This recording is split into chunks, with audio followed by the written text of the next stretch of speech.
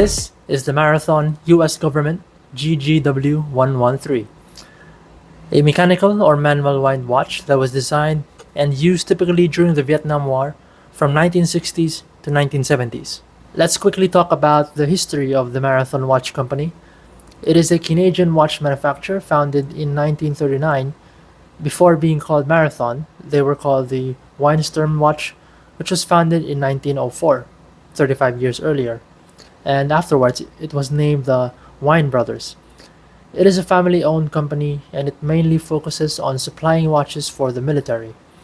They actually did not market the product as something that a civilian would easily get. Before, you had to be in the military to be issued one. Today, they have decided to sell it to the public so that everyone can have and enjoy a great quality military-grade watch, as their vice president would say it. I have honestly never heard of this company before, and true to what they say, it indeed is catering to a niche market. I'm glad that they're now selling to the public because, looking at their watches, I really admire their MSAR, the 36mm dive watch, and the GSAR, which is their 41mm dive watch. They all look so robust and tactical for a modern day dive watch. It's not trying hard, and it looks like it doesn't belong on a display case of watches. It needs adventure and a quest of some sort. They actually have collaborations with different fields such as the US government, which we have here on this watch. They also have the US Air Force, IDF Special Forces, and so on. It's cool to see that they're still true to their heritage as being a military favorite watch. Okay, so you may be wondering, when you type in GG-W-113, you can see that not only Marathon sells it, but also Hamilton, Benrus, and Glycine has it. This is because on October 1962, this watch we have right here is what the US government wanted as a standard for infantry watches. I actually found a document of the specific details on what the US wanted for their watches to have, which includes movements, dial design, and many more.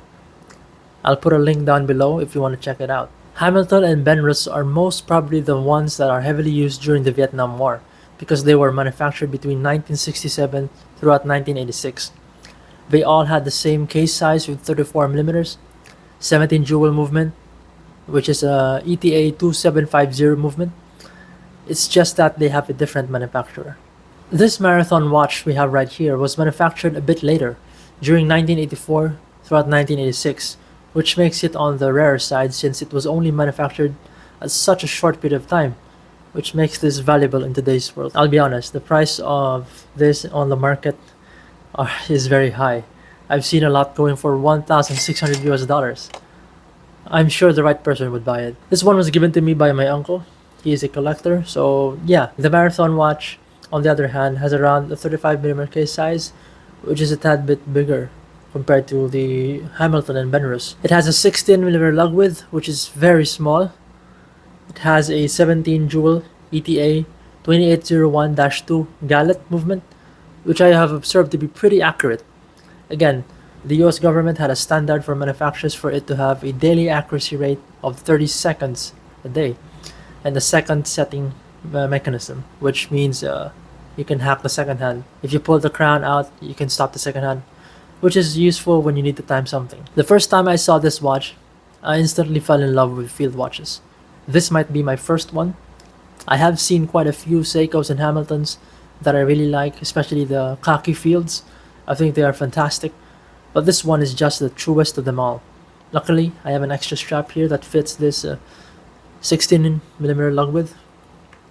It's just a basic NATO strap, nothing special about it. I just like the feeling of winding this watch, or any mechanical or hand-wound watch for that matter. You just feel connected to it in some way. I just hope I don't overwind this one because I believe it has no winding protection mechanism, unlike the newer ones.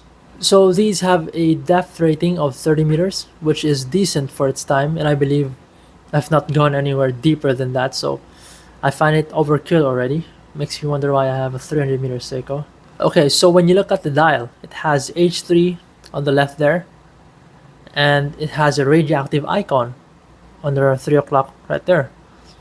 So the H3 is for the tritium, which is radioactive, and it is used for the luminescence of the indices, and the radioactive icon is for the trefoil. It is placed there to register with the Nuclear Regulatory Commission.